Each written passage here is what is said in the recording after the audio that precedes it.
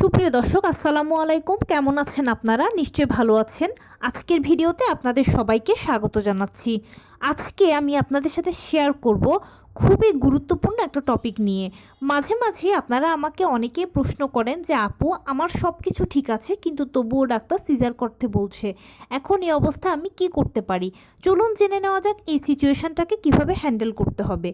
By the way, মূল ভিডিওতে যাওয়ার আগে একটা কথা বলি, আমি আমার চ্যানেলে pregnancy related, specially normal delivery related অনেক ইম্পর্ট্যান্ট তথ্য ভিডিও আকারে শেয়ার করে থাকি। এই তথ্যগুলো আমার পার্সোনাল এক্সপিরিয়েন্স ও আমার ডক্টরের সাজেশন থেকে নেওয়া। তাই আমার চ্যানেলটিকে যদি একবার আপনারা ভিজিট করেন, তাহলে আপনারা আপনাদের প্রশ্নাতীত মনের অনেক প্রশ্নের উত্তর পেয়ে যেতে পারেন। আমন্ত্রণ জানাবো আমার চ্যানেলটিকে একবার ভিজিট করে দেখার জন্য। এবারে চলুন মূল আলোচনায় যাওয়া যাক। আমি শুরুতেই বলেছি আজকে আলোচনা করব সব কিছু ঠিক আছে তবুও ডাক্তার আপনাকে যদি সিজার করতে বলে তাহলে এই অবস্থায় আপনি কি করবেন। দেখুন, আমরা সবাই জানি যে নর্মাল ডেলিভারিটা সিজারের তুলনায় খুবই ভালো, কারণ সিজার হচ্ছে একটা ছোটোখাটো অপারেশনের আগে পরে বিভিন্ন ধরনের ঝুঁকি থাকে, বিভিন্ন ধরনের সাইড ইফেক্টস থাকে। এছাড়া সিজারিয়ান পেশেন্টকে সারা জীবনভর কিছু না কিছু রোগশোক বহন করতে হয়, বিভিন্ন ধরনের নিষেধাজ্ঞা মানতে হয়। কিন্তু নর্মাল ডেলিভারি পেশেন্ট এর সব কিছু থেকে সেফ ও সিকিওর। নর্মাল ডেলিভারি পেশেন্টরা সারা জীবনভরই ভালো থাকেন। সব কিছু জেনে শুনে আমরা নর্মাল ডেলিভারিকে পছন্দ করি। সন্তান জন্মদানের ক্ষেত্রে আমাদের অন্যতম পছন্দের শীর্ষ পদ্ধতি হচ্ছে নর্মাল ডেলিভারি। নর্মাল ডেলিভারির জন্য অন্যতম শর্ত হচ্ছে মা ও বাচ্চার কিছু জিনিস ঠিক থাকতে হবে। যেমন মাকে সার্বিকভাবে সুস্থ থাকতে হবে, মায়ের রক্তের হিমোগ্লোবিনটা ঠিকঠাক মতো থাকলেই হবে, মানে সেটা 11 থেকে তার উপরের দিকে যদি থাকে সেটা মায়ের জন্যই লাভ, তার রক্তেই তার ডেলিভারিটা হয়ে যাবে, আর আলাদা রক্তের প্রয়োজন নেই। আর বাচ্চার ক্ষেত্রে হচ্ছে তার প্লাসেন্টাটা হতে হবে অ্যান্টেরিয়র, পোস্টেরিয়র অথবা ফান্ডাল, পজিশন হতে হবে সেফালিক, গর্ভের পানি সপ্তাহ অনুযায়ী ঠিকঠাক থাকতে হবে, মানে সেটা যদি 18 থেকে 20, 22, 25 এরকম থাকে তাহলে তো সব থেকে বেশি ভালো হয়। এবং বাচ্চা যদি সার্বিকভাবে সুস্থ হয়, যেমন তার গলায় নাড়ি পেঁচানো নেই, মায়ের গর্ভে সে অসুস্থ নয়, এই ধরনের সমস্যা যদি না থাকে আর সব কিছু যদি ঠিকঠাক থাকে, তাহলে ইনশাল্লাহ ধরে নেওয়া যেতে পারে আপনার ডেলিভারিটা নর্মালি হতে যাচ্ছে। আর এই জিনিসগুলো আপনি কনফার্ম হয়ে যাবেন যখন নবম মাসে লাস্ট চেক আপটা করাবেন। নবম মাসে লাস্ট চেক আপ করানোর পরে কিন্তু ফাইনাল সেটেলমেন্ট হয়ে যায় যে কার নর্মাল ডেলিভারি হবে, কার সিজার হবে। যাদের সব কিছু ঠিকঠাক থাকে তাদের তো নর্মাল ডেলিভারি হবে, আর যাদের এই সব কিছুর মধ্যে কোনোটার কোনো কমতি থাকে তাহলে তো তাদের সিজারের প্রয়োজন হবে। এখন এক্ষেত্রে ডাক্তার অনেক সময় বলে দেয় যে আপনার নর্মাল ডেলিভারি হবে, আপনার সিজার হবে, এই জন্য সিজার হবে, এই সমস্যার জন্য পেশেন্ট সেক্ষেত্রে সিদ্ধান্ত নিতে পারেন। কিন্তু বর্তমানে হচ্ছে কি, অপ্রয়োজনীয় সিজারটা বেশি হচ্ছে। সেটা আসলে কিছু কিছু ডাক্তারদের অসাধুতার কারণে হচ্ছে, কিছু কিছু ডায়াগনস্টিক সেন্টারদের অসাধুতার কারণে হচ্ছে। তারা বেশি অর্থ উপার্জনের জন্য অসৎ উপায় অবলম্বন করছে, যেটা একদম উচিত নয়। আর এর ফলশ্রুতিতে এটার বলি হচ্ছে পেশেন্টরা। সব কিছু ঠিকঠাক আছে তারপরেও ডাক্তার সিজারের কথা বলছে।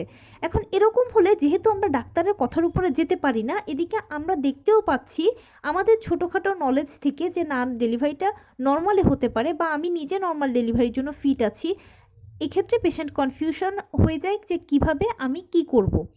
এক্ষেত্রে আপনি একটা সহজ কাজ করতে পারেন বা একটা শেষ চেষ্টা করতে পারেন, সেটা হচ্ছে আমাদের প্রত্যেকের আশেপাশে কোথাও না কোথাও নর্মাল ডেলিভারি করানো হয় এরকম হসপিটাল আছে, আর সেই সকল হসপিটালের ডাক্তারদেরকেও মোটামুটি নর্মাল ডেলিভারি বেস্ট ডাক্তার ধরা হয় বা বলা হয়।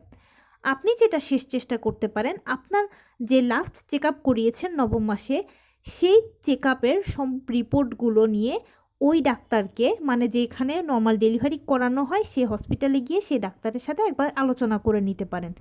ডাক্তার সব কিছু দেখে শুনে যদি মনে করেন যে আপনি নর্মাল ডেলিভারির জন্য ঠিক আছেন, তাহলে তো অপেক্ষা করতে বলবে।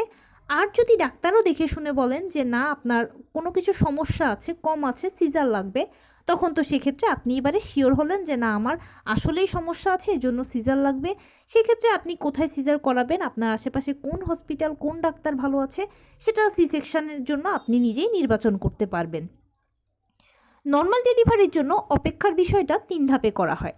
যেমন প্রথমে আপনাকে ডাক্তাররা কনসিভ করার পরে যেই সম্ভাব্য ডেলিভারি ডেটটা দেবে সেই ডেট পর্যন্ত তো প্রথম আপনি অপেক্ষা করবেন, এটা হচ্ছে প্রথম ধাপের অপেক্ষা। যদি দেখেন যে সেই ডেটে আপনার ডেলিভারিটা না হয়েছে, তখন সেক্ষেত্রে আপনি ডাক্তারের কাছে আবার গেলে ডাক্তার আপনাকে এক্সট্রা 7 দিন সময় দেবে। সেই 7 দিনের ভেতরেও যদি আপনার ডেলিভারি হয়ে যেতে পারে, যদি না হয় তখন সেক্ষেত্রে আপনি আবার ডাক্তারের কাছে যাবেন। আপনি যদি ভালো থাকেন, বাচ্চার নড়াচড়া ভালো থাকে, সব কিছু যদি ঠিক থাকে, তখন সেক্ষেত্রে আপনার ডাক্তার আপনাকে আরও 2 দিন 3 দিন 5 দিন এক্সট্রা সময় দেবে। এর মধ্যেও ডেলিভারিটা হয়ে যেতে পারে। এভাবে 3 ধাপে ডাক্তার আপনাকে 40 সপ্তাহ পর্যন্ত অপেক্ষা করাবে। 40 সপ্তাহের পরে গিয়ে আর আসলে অপেক্ষা করাটা অনেক রিস্ক হয়ে যায়। কারণ কি, 40 সপ্তাহের পরে বাচ্চারা মায়ের গর্ভে টয়লেট করে দিতে পারে, সেই টয়লেট তারা খেয়ে ফেললে একবার মারা যাবে। এছাড়া 40 সপ্তাহের পরে মায়ের গর্ভে পানির পরিমাণ কমতে থাকে, অক্সিজেনের পরিমাণ কমতে থাকে। সহজ কথায় হচ্ছে বাচ্চার একটা মৃত্যু ঝুঁকি থাকে। সেজন্য 40 সপ্তাহের পরে আর অপেক্ষা করা হয় না, সিজার করানো হয়। তবে এখানে আরও একটা কথা আছে, অনেক বাচ্চা দেখা যায় যে একদম স্ট্রং থাকে, ভালো মুভমেন্ট আছে, মাও খুব স্ট্রং আছে, সেক্ষেত্রে আপনাদের সাথে পরামর্শ করে ডাক্তাররা 41 সপ্তাহ সময় দিতে পারে। এখানে আরও একটা সিচুয়েশান বলি, অনেক সময় আমি আসলে এই ধরনের সিচুয়েশানগুলো আপনাদের কমেন্টসেই শুনতে পাই। আপনারা বলেন যে আপু, আমার তো পানি ভাঙছিল একটু একটু করে, ডাক্তার আমাকে সিজার করিয়ে ফেলেছে, আমার কেন এরকমটা হয়েছে? দেখুন, গর্ভাবস্থার একটা বড় ঝুঁকি হচ্ছে পানি ভাঙা। যদি পানি ভাঙে, একটু একটু করে পানি যদি ভাঙে, তখন সেক্ষেত্রে আপনি পেইনের জন্য অপেক্ষা করতে পারেন। সর্বোচ্চ 24 ঘন্টার মধ্যে পেইন এসে যাবে, এতক্ষণ লাগেও না, আর কম সময়ের মধ্যেও পেইন চলে আসে।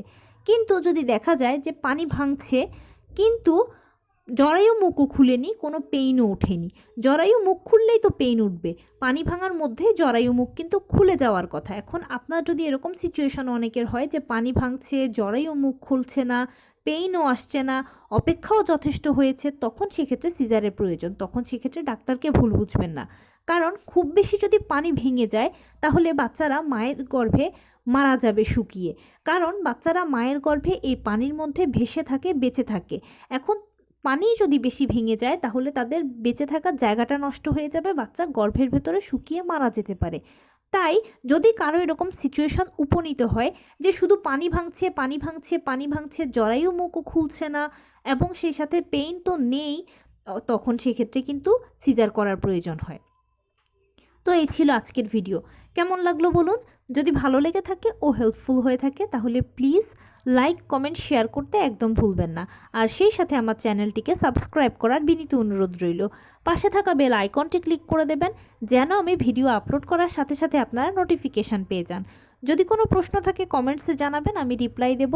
প্লাস যদি কোনো পরামর্শ থাকে যে কোন বিষয়ের উপরে ভিডিও বানালে আপনারা উপকৃত হবেন, সেটাও জানাবেন। আমি আপনাদের পছন্দের সর্বোচ্চ প্রায়োরিটি দেব। ভালো থাকবেন, সুস্থ থাকবেন। আসসালামু আলাইকুম।